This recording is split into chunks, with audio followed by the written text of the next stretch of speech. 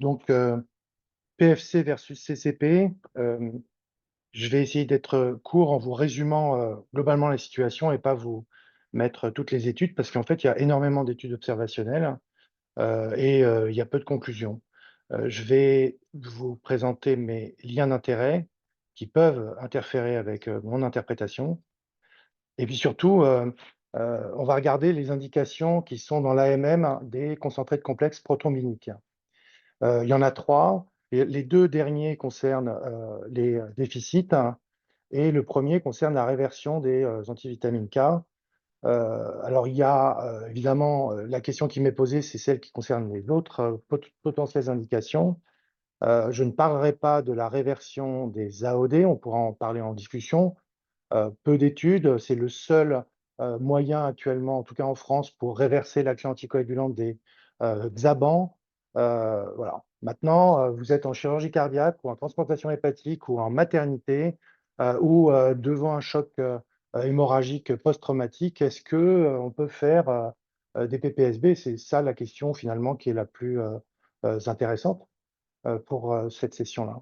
Alors, qu'est-ce qu'il y a dans les CCP? Il y a tout ça, il y a des facteurs donc procoagulants, puis il y a d'autres facteurs qui sont un peu plus anticoagulants. Et puis, il y a aussi des différences entre les CCP avec certains qui contiennent de l'héparine.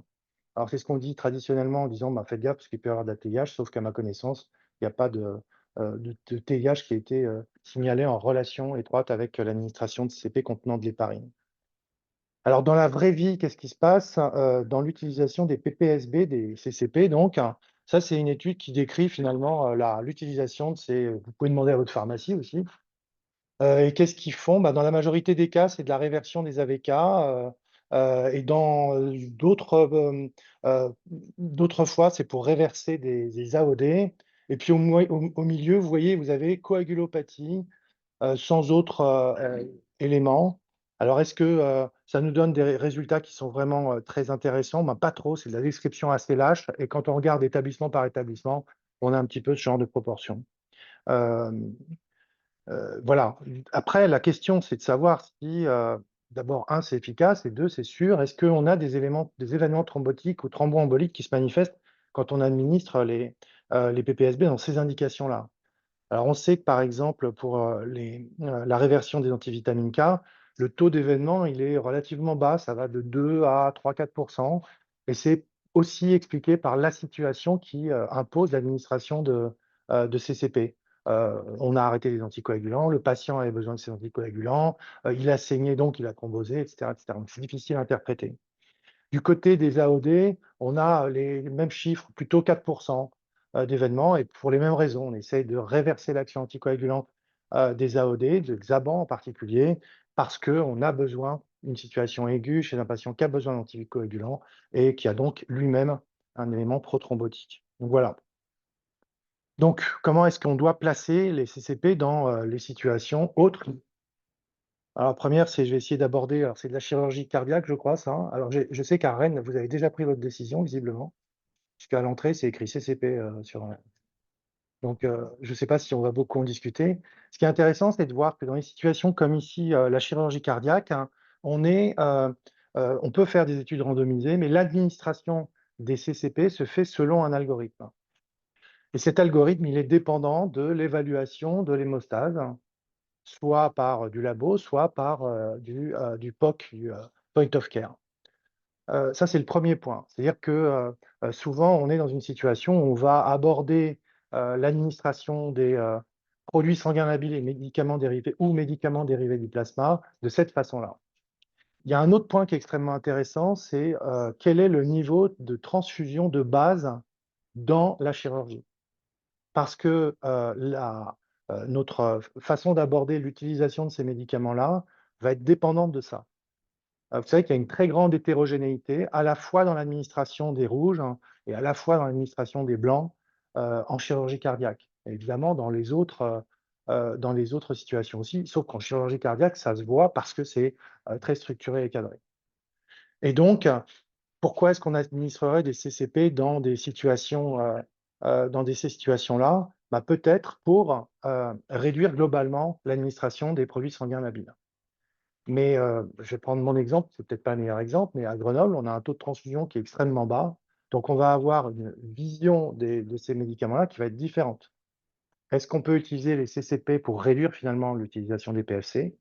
Et dans ma situation à Grenoble, par exemple, est-ce que j'ai vraiment besoin d'utiliser les CCP dès lors que l'administration des PFC est très faible? Donc, vous voyez, ça rentre, tout ça, ça rentre en ligne de compte. Et évidemment, vous avez des études. Alors ici, vous voyez strictement rien parce que c'est fait exprès. Mais qu'est-ce qu'on va regarder? On va regarder ici une étude randomisée en chirurgie cardiaque. Alors, il y a de la valve, il y a peu de pontage, il y a de la chirurgie combinée, il y a de la chirurgie aortique. Et quand vous regardez les résultats, vous voyez que, eh bien, il n'y a pas de différence vraiment extrême dans l'utilisation des médicaments. Donc, c'est à l'américaine, vous avez des cryoprécipités, des plasmas, mais vous voyez surtout que là, le taux global d'administration de PSL est relativement haut. C'est-à-dire que ça transfuse quand même beaucoup. Par ailleurs, quand vous regardez les événements indésirables, donc thromboemboliques en particulier, bon, pas trop de différence, hein, mais bon, voilà, globalement, c'est un peu tiède comme proposition, c'est-à-dire faites ce que vous voulez, quoi, en gros. Si vous êtes riche, faites du CCP. Si vous avez un taux d'administration de PSL élevé, peut-être pour le réduire, suivre un algorithme et faire du CCP. Mais en tout cas, il n'y a pas un énorme bénéfice. Alors, donc les résultats, donc ici, c'est sur une Cochrane. Je vois pas très bien. Donc, c'est de la chirurgie cardiaque. Et vous voyez que comment dire, les conclusions de la Cochrane, elles sont tiédasses aussi, hein. Les PCC peuvent être potentiellement utilisés comme une alternative au traitement standard en cas de coagulopathie post-chirurgie cardiaque. Et d'ailleurs, ce qui est amusant, c'est qu'ils mettent deux conclusions, une conclusion pour les méthodologistes et une conclusion pour les cliniciens.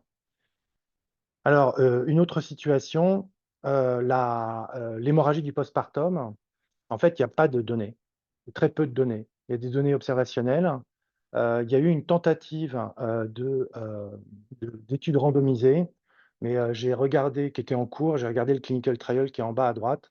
En fait, cette étude, elle a été arrêtée, non pas pour une problématique de sécurité, mais parce que en fait, ça tient une problématique de consentement.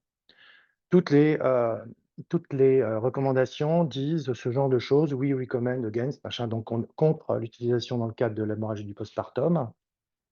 Sauf que quand on regarde, et je regarde Fanny dans les yeux, sauf que quand on regarde les aides cognitives suisses, autrichiennes, allemandes, ils mettent du CCP dans la prise en charge de la coagulopathie du postpartum comme un ersatz, parce que je l'ai vu en allemand, il existe aussi en anglais, ersatz pour TFC.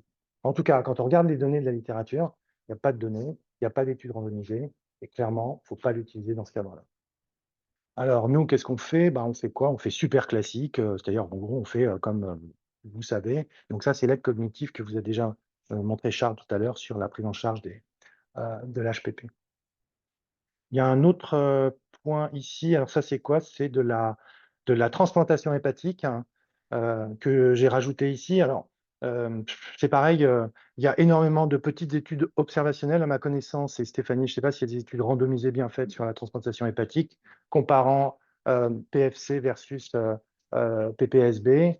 Donc globalement, on est à peu près dans la même situation que la chirurgie cardiaque, en sachant que c'est moins structuré sur la transplantation hépatique, c'est-à-dire on a plutôt un continuum de besoins en transfusion, par rapport à la chirurgie cardiaque, hein. Et là, vous voyez, il n'y a pas, grand-chose, hein. Il y a peut-être une chose qui ressort, c'est le fait, alors c'est en bas, c'est à droite, là, vous voyez, c'est l'utilisation de la dialyse qui est plus importante pour les PFC. Alors évidemment, c'est toujours la question de, ben, dans quel volume on met autant de facteurs. Les facteurs sont très concentrés, alors j'ai posé la question, hier, sont, 25 fois plus concentrés, 25 fois plus concentrés que dans un PFC. Donc on se trouve dans les situations, là, ici, en transplantation hépatique, où le volume global d'administration de liquide va compter dans l'outcome du patient.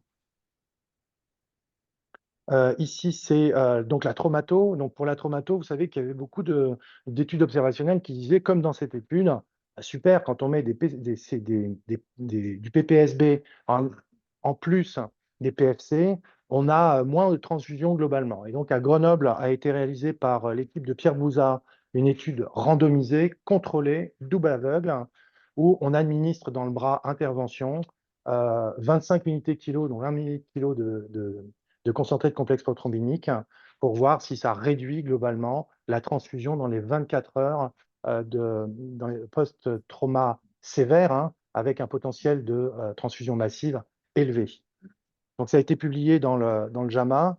Alors, les résultats, alors déjà, ce sont les tableaux. Un des tableaux des caractéristiques sont vraiment des patients franchement traumatisés, hein, parce que vous voyez, il y a besoin de chirurgie ou de radio interventionnelle dans 70% des cas.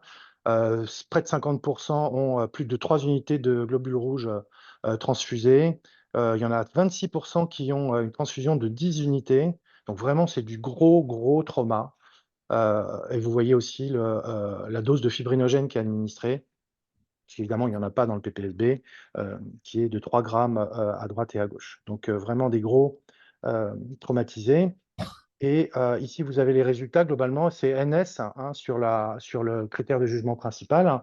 C'est-à-dire qu'en gros, on montre là que l'administrer 1 millilitre de concentré complexe prothrombinique, hein, ça ne change pas le volume global de transfusion dans les 24 heures. Ça, c'était le point efficacité. Mais surtout, on se retrouve avec des événements thromboemboliques, hein, dans le groupe traité par concentré complexe prothrombinique. Donc, alors, est-ce que ça tue le CCP dans le cadre du trauma? Ça le tue quand même un peu, parce qu'on a des administrations de PPSB qui, quelquefois, aboutissent à une mauvaise surprise thromboembolique, et ça, on n'arrive pas très bien quand même à le structurer en termes de prise en charge. Donc, en conclusion, et ma conclusion, elle est ultra simple, hein, c'est en dehors des indications réverser les AVK et réverser les AOD. Moi, j'ai obstétrique, pas de CCP. Chirurgie cardiaque, PFC ou CCP en fonction de ce que vous voulez, hein. Si vous êtes riche, vous pouvez le faire. Trauma, taux, pas de CCP. Transplantation hépatique, hein, pas de CCP avec un point d'interrogation. Et pour les autres, hein, pas de CCP. Comme ça, c'est clair avec la conclusion. Je vous remercie de votre attention.